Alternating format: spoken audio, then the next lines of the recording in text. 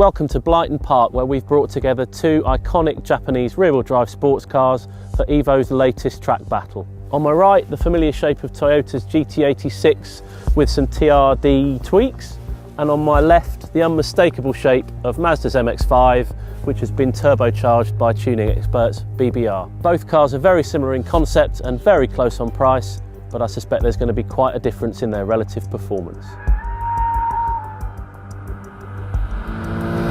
We've driven GT86s before on track, but not this model. It's the TRD, which has pretty much everything Toyota racing developers do for this car at the moment. Frustratingly, there aren't that many performance enhancing mods. Probably the most important one is a shift in wheel and tyre size, and actually in the tyre that's fitted. So now, instead of 17-inch rims and those infamous Prius sort of low friction tyres, this is on 18-inch forged rims and a decent set of tyres this time. So it's got some Michelin Pilot Sport 3s.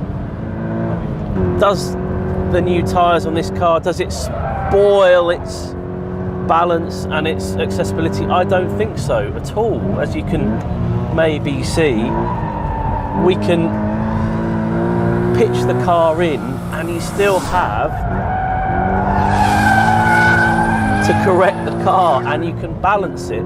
There's no changes to the engine at all. It's still that sort of fairly weedy 197 horsepower and 150 pounds-feet of torque, which bluntly isn't really enough even in a car that weighs around 1,200 kilos.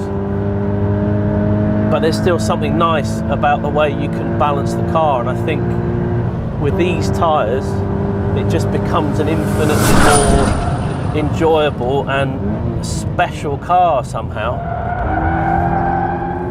And it is fun, you know, even with these grippier tyres. In fact, with grippier tyres, ironically, it is fun. A lot of fun, because you can do ridiculous things with it. The problem is, it's £33,000. And that to me is just way too much money. It's always the bugbear, I think, with GT86, fun though it is to slide around. When you're not doing that, it doesn't have the punch that you want. It won't stop sliding.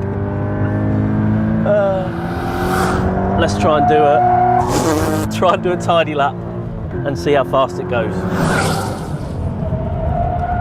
As soon as you hit the brakes hard, you can feel the benefit of those tyres. It's not just about sliding, it's about, in lap time terms, it's knowing what the car is going to do and how hard you can commit. And with the standard tyres, you could never quite judge the braking as finely as you wanted, because they just give up just as they do in cornering.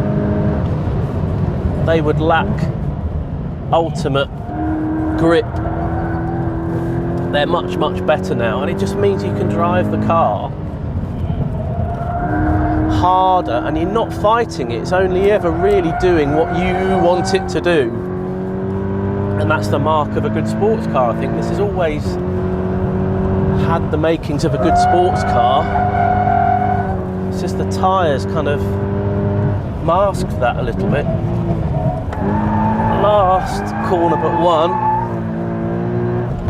Just needs a bit more oomph. A bit of understeer for the curb, and the time is... The GT86 sets the pace with a 1 minute 10.7.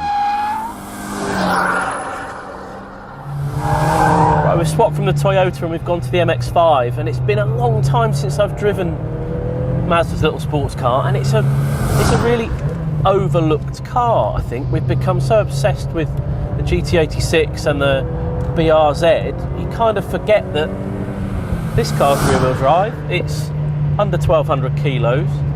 It's got a sweet little gearbox. It's got a free revving engine. You know, it's the same recipe. Okay, you can remove the roof, but this car's slightly different because it's been comprehensively modified by BBR, who are a well-known tuning company in the Mazda community. So it's 270 horsepower They've been through the suspension, it's got Coney dampers and their own springs because they're not happy with the springs that the aftermarket provide. It's got exhaust, it's got better tyres, different wheels. Immediately you get in it, it's got some proper ballsy sort of power delivery, plenty of torque, more than enough to provoke some oversteer just on the throttle. You don't have to throw the car around so hard as the GT86 to make it do anything, and it's really surprisingly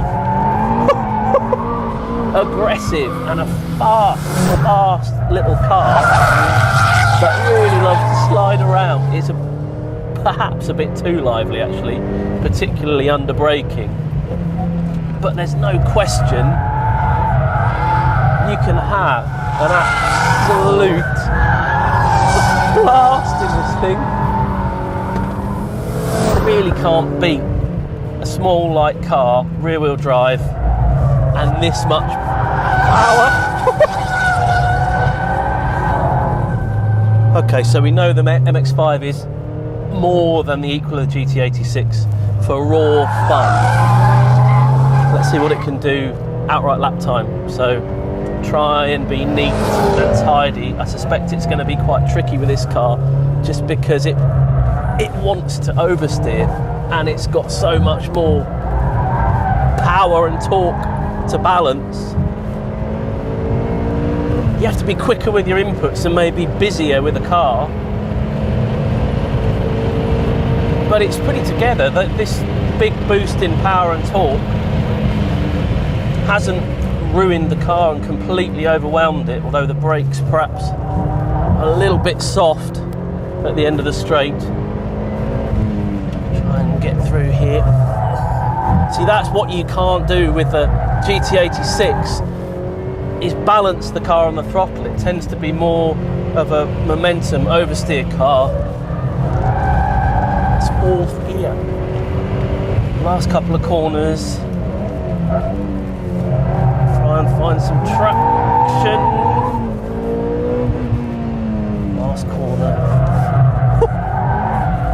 Come on, over the line now. As suspected, the significantly more powerful but no more expensive Mazda MX-5 betters the GT86, crossing the line in an impressive 1 minute 8.9, nearly 2 seconds clear of the Toyota. Better tyres definitely reveal the true capabilities of the GT86's chassis, but still it's no match for the raw pace and wild excitement of BBR's fabulous MX-5.